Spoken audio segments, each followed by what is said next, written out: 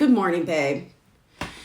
Well, we have a few things to discuss. First and foremost, I just want to say once again, rest in peace to Pope Francis.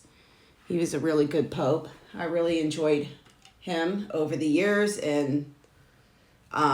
But the funny topic about this was his last meeting with JD Vance.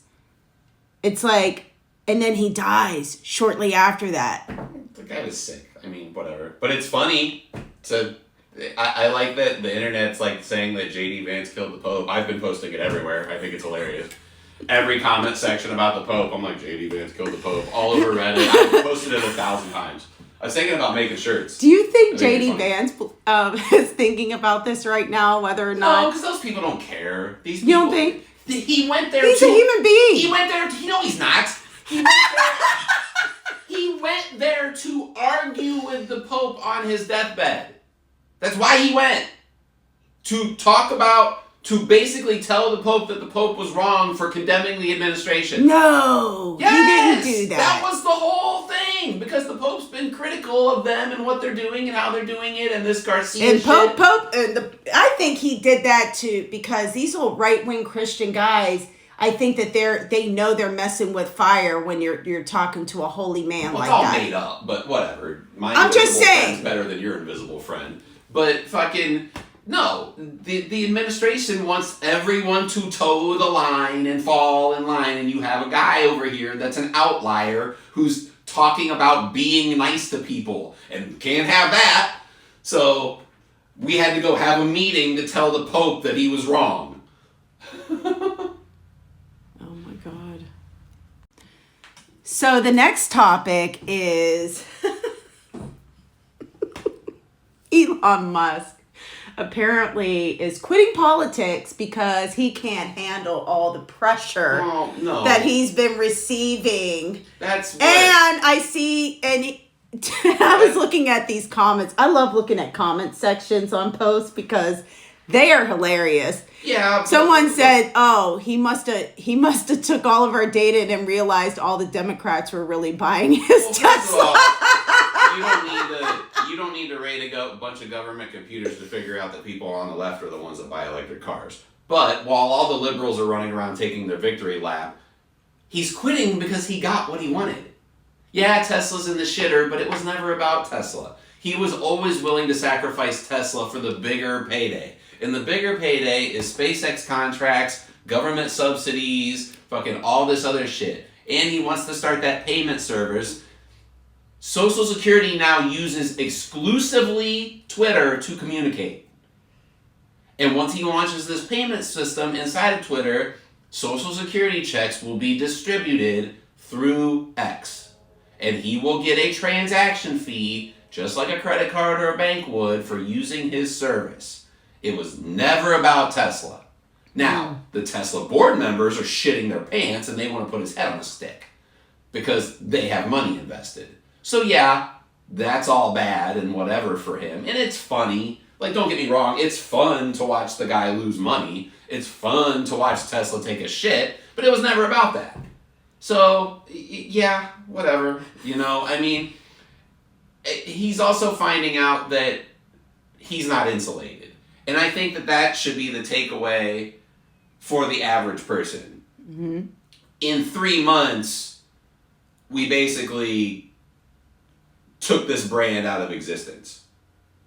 So when people say, oh, well, you can't make a difference, or we can't make a difference, or whatever, yeah, you can. We're proving it. You can hurt these businesses. If everybody moves in unison, we can make a difference and affect change. And I think that we just have to apply that same energy to politics in general, healthcare, housing, feeding people, finances, minimum wage. If we move in unison against these bodies and these systems, we can work to change them. Now, you got to convince people that have been convinced that this is the only way to do things, that they're wrong, and that's hard to do. But in general, I think that this is all positive and that people should be able to take away, hey, look, if we work together, we can fix some shit.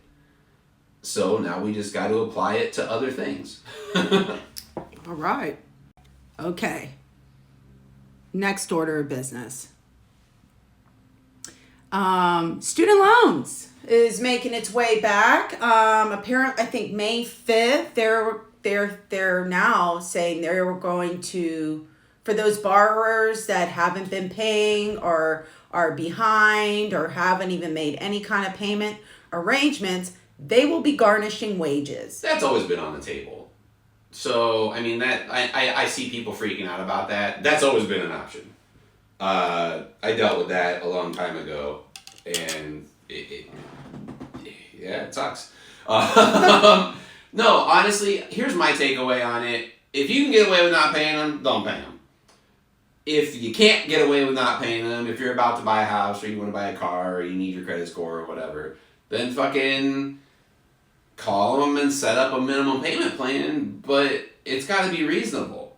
It's got to work for everybody. Like, yeah, they want their money, and I understand that, and you took a loan out and blah, blah, blah, blah, blah, blah, blah, whatever.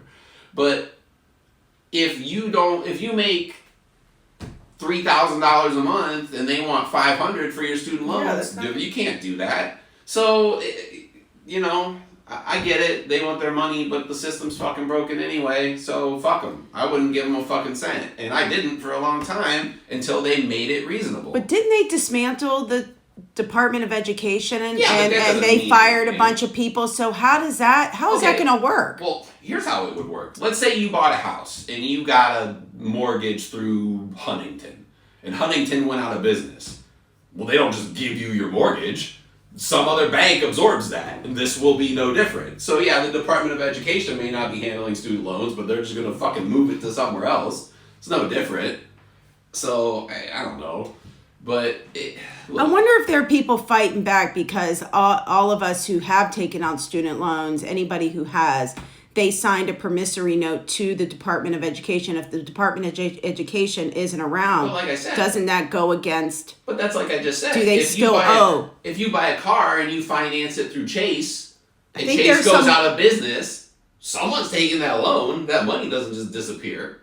So I don't know what they're going to do or how they're going to do it, but I mean, looking for loopholes probably isn't going to help you out. I don't know. I mean, I think it's worth looking into, especially on the class action. But you're going to have to stand up to it, and you're going to have to prove it, and it's going to have to go through the courts and blah blah blah blah blah blah blah. And if they're garnishing your wages and you need your money to live, I mean, look, I don't think you should pay them a fucking cent because it should be free.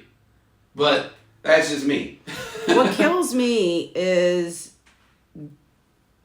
when Biden wanted to forgive student loans. This was putting America first. Well, yeah. Do you know what I mean? And I don't think the people on that side who are against this realize how much of that is putting America first. So everything that we do to put America first, the people on the right shoot it down and then complain we're not putting America first. Well, when in fact, this was putting America first. Well, they don't.